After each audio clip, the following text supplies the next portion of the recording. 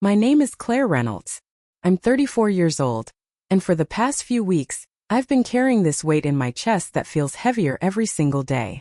It's the kind of thing you don't talk about because saying it out loud makes it real.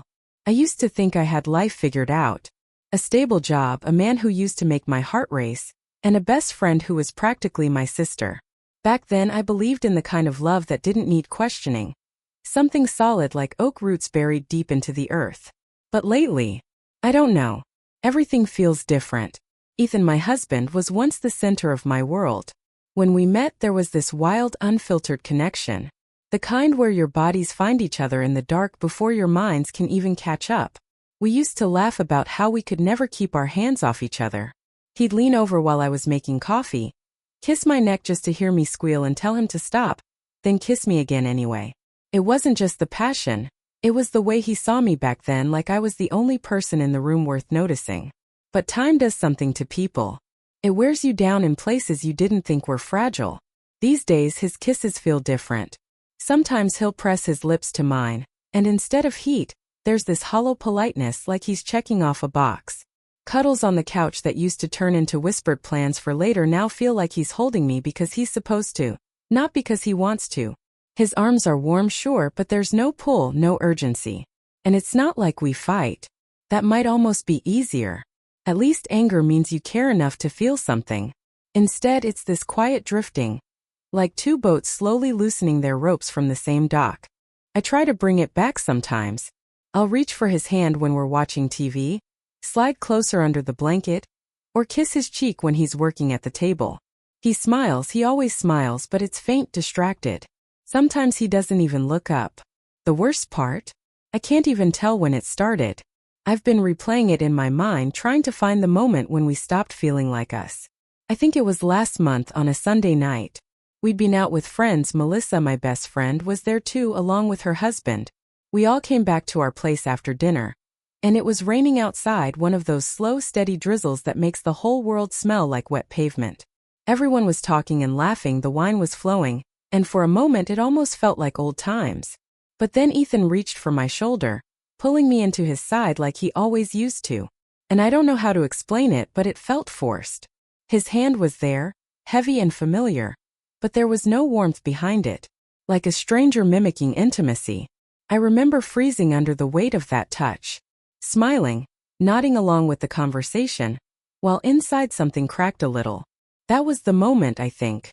The exact second I realized something between us had shifted. Maybe it had been changing for a long time and I was just too blind or too scared to see it. But that night, sitting there with rain tapping against the windows, my husband's arm around me felt like a performance. And I couldn't shake the feeling that somewhere along the way, we'd stopped being the couple I thought we were. The rain had turned heavy by the time the wine bottles were empty. Melissa was curled up on the armchair, her laugh echoing through the living room as she told some story about their college days. Ethan had disappeared into the kitchen to make coffee, his voice faint as he called out over the sound of the rain. And then there was Alex, Melissa's husband. He was sitting across from me on the sofa, one arm draped casually along the back, watching Melissa with this small smile like he'd seen her tell that same story 100 times before. When his eyes shifted to me, I felt it. This sudden jolt, like I'd been caught in some invisible current. Alex and I had always been friendly. We saw each other at barbecues, double dates, holiday dinners. He was easygoing, the kind of guy who asked how you were and actually waited for the real answer. But that night, something felt different. Or maybe I was different. The room was loud with Melissa's laughter and the hiss of rain against the windows, but for a second it felt like there was this pocket of quiet around us. "You okay?" he asked softly, tilting his head toward me. I nodded too quickly. "Yeah, just tired." He didn't push, but his eyes lingered a little longer than usual. Ethan came back in with the coffee then, handing cups around like nothing was out of place. Like he hadn't left me in a room where the air suddenly felt heavier, charged with something I didn't want to name. By midnight, Melissa was yawning, her cheeks flushed from the wine. Ethan offered to set up the guest room. They'd been drinking, and driving home in the storm wasn't an option. Everyone agreed, a little too easily, that it made sense to stay. It was sometime after 1 when the house finally went quiet. Melissa was asleep in the guest room, Ethan had mumbled something about emails and disappeared into his office. I stood in the kitchen rinsing wine glasses, the rain still drumming steadily on the roof. That's when I heard the doorframe creak. Alex leaned against it, hands in his pockets, watching me. His hair was still damp from the rain earlier, a strand falling across his forehead. Couldn't sleep? I asked, keeping my voice low. He shook his head. Storm's too loud. I nodded, drying the last glass like it was the most fascinating thing in the world. I could feel him behind me, the space between us shrinking even though neither of us moved. You seem off tonight, he said after a moment. The words caught me. I almost laughed because wasn't that the understatement of the year? Just tired, I said again, but it sounded weak even to me. He was quiet for a long time. Then softly, you don't have to tell me what's wrong. Just you don't have to pretend either. I froze. No one ever said things like that. Not Ethan, not even Melissa. When I finally turned, he was closer than I expected. Not too close. Not inappropriate. Just close enough that I could see the small lines near his eyes, the faint scar at his jaw I'd never noticed before. And maybe it was the storm. Maybe it was the wine. Maybe it was the way Ethan hadn't looked at me all night like I was someone worth seeing. But in that moment, standing there with the rain pounding outside and the whole house asleep, something inside me shifted. He didn't touch me, didn't say anything else. But the air between us felt alive in a way I hadn't felt in years. That was the moment everything changed, not because of what happened but because of what almost did. The next morning the storm was gone, but the weight in my chest stayed. Melissa was in the kitchen already, hair tied up, wearing Ethan's old sweatshirt like she always did when she stayed over. She was humming softly while making coffee, completely unaware that something had splintered in the night. I sat at the table, staring at the steam rising from my mug, replaying the moment with Alex over and over. It hadn't been anything, really. No words that crossed a line, no touch that couldn't be explained. And yet there was this undeniable shift in me, like I'd stepped too close to a fire I hadn't realized was burning. Alex came in then, casual as ever, his eyes flicking to mine for half a second before he smiled at Melissa and kissed the top of her head. He didn't look at me again. Not once. It should have been a relief. Instead, it left me hollow. Ethan was last to join us, hair messy, phone already in his hand. He mumbled a good morning, kissed my cheek without even looking, and sat down at the table scrolling through emails like we were all part of some background noise in his day. That kiss, God. I felt it like a bruise. Just a press of lips, nothing more. But there was no warmth in it, no pause, no sense that he saw me sitting there at all. It was such a small thing, but that's how these things start, isn't it? Not with slammed doors or screaming fights, but with the tiny absences. The way someone stops asking about your day. The way kisses become routine. The way arms around you feel like duty instead of desire. Melissa chattered on about plans for the week. Alex nodded along and Ethan checked his phone. I sat there smiling when appropriate, but inside I felt like I was watching my own life from the outside, wondering when it had become so colorless. Later, after they left, Ethan barely looked up from his laptop when I came into his office. Heading to the store, I said, waiting for him to meet my eyes. Okay. Grab milk if they have it, he said, typing something quickly. I stood there a moment longer, stupidly hoping he'd notice I was still there. He didn't. Driving to the store, I kept thinking about Alex. Not about him exactly, more about the way he'd looked at me last night.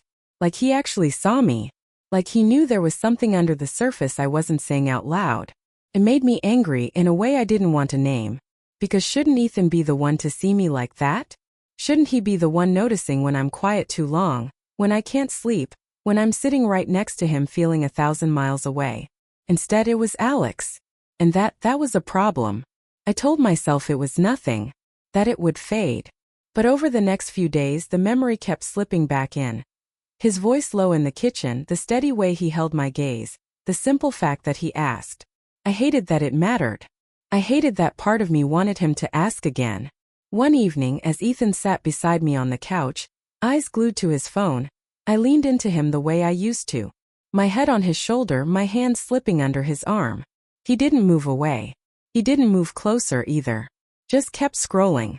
I stared at the television, not seeing a thing, and realized this was how it started. The slow, quiet drift toward something you can't take back. and I didn't know if I was scared or relieved. It was 2 weeks before I saw Alex again. Melissa invited us over for dinner. A casual thing, nothing unusual. Ethan agreed before even asking me like he always did lately. I didn't argue. I didn't argue about much these days. The drive over was quiet. Rain spitting against the windshield in thin, restless streaks. Funny how it always seemed to rain now. Ethan drove with one hand on the wheel, the other scrolling through his phone at red lights. I watched the side of his face, the way his eyes flicked over the screen, the faint crease between his brows. It hit me then. I couldn't remember the last time he'd looked at me like that. With focus. With intent. Like I mattered. Melissa greeted us with hugs and the smell of garlic and roasting chicken. Alex was in the kitchen, sleeves rolled up, hands busy chopping something. He looked up when we walked in, that same easy smile tugging at his mouth. And just like that, the air between us was different again. Not loud. Not obvious. But there. We all sat around the table, the four of us, laughing at Melissa's stories, listening to Ethan talk about work like it was the most important thing in the world. I smiled when expected, poured wine when glasses emptied, laughed in the right places. But every time Alex's eyes met mine, something in my chest tightened. After dinner, Melissa pulled Ethan into the living room to show him some vacation photos on her phone. Alex stayed behind to clear the table. I offered to help because it felt safer than sitting there pretending I wasn't aware of every heartbeat in my own body. The kitchen felt too quiet without the others. I handed him plates, careful not to let our fingers brush. "You okay?" he asked again, the same way he had that night weeks ago. God. That question. I don't know. I admitted before I could stop myself. The words felt like they cracked something open in me. He didn't move closer. Didn't touch me. Just looked at me with this calm, steady concern that made me want to cry. "Has it been like this for a while?" he asked softly. I nodded, staring down at the sink. Longer than I want to admit. Neither of us spoke for a moment. Rain tapped against the window above the sink, the sound filling the space where words should have been. Finally, he said, "You deserve more than feeling invisible." Something inside me twisted, because that was exactly it. Invisible. Like I could vanish tomorrow and Ethan would only notice because the bills didn't pay themselves. I turned then, leaning back against the counter. "What am I doing, Alex?" My voice cracked low and rough. He looked at me for a long moment, his jaw tight. "You're surviving," he said finally. "But you don't have to stay lost forever." And there it was, the thing neither of us had said out loud until now.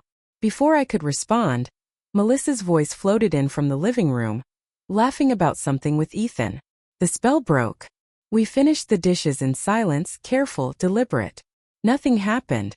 Nothing except the unmistakable truth that something was happening, whether we wanted it to or not. On the drive home, Ethan scrolled through his phone again, the blue glow lighting his face. I stared out at the rain-slicked streets and realized I was standing at the edge of something I couldn't ignore anymore. And I didn't know if I was about to fall or jump. It happened 3 nights later. Not with shouting. Not with slammed doors or betrayal scrawled in big ugly letters. It happened with silence. Ethan came home late again. No explanation, no text. Just a brief kiss on the top of my head.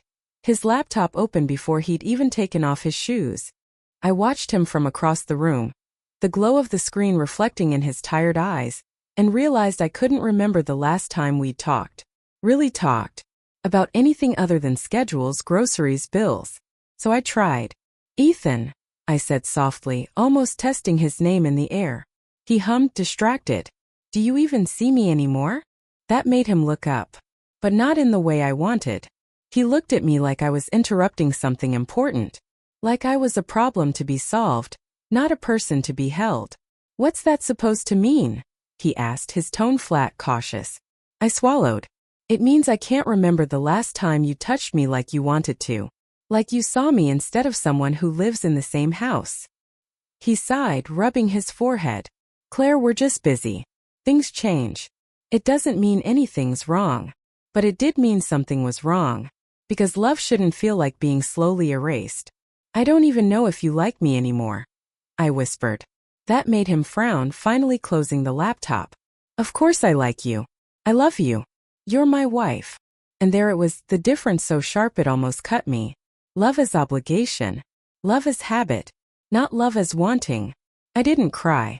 I thought I would, but there was nothing left in me to spill. Just this dull ache, like watching a house you used to live in get torn down brick by brick. That night I lay awake beside him, his back turned, his breathing even. My mind spun in restless circles until the walls of our room felt like they were closing in. So I got up. Drove.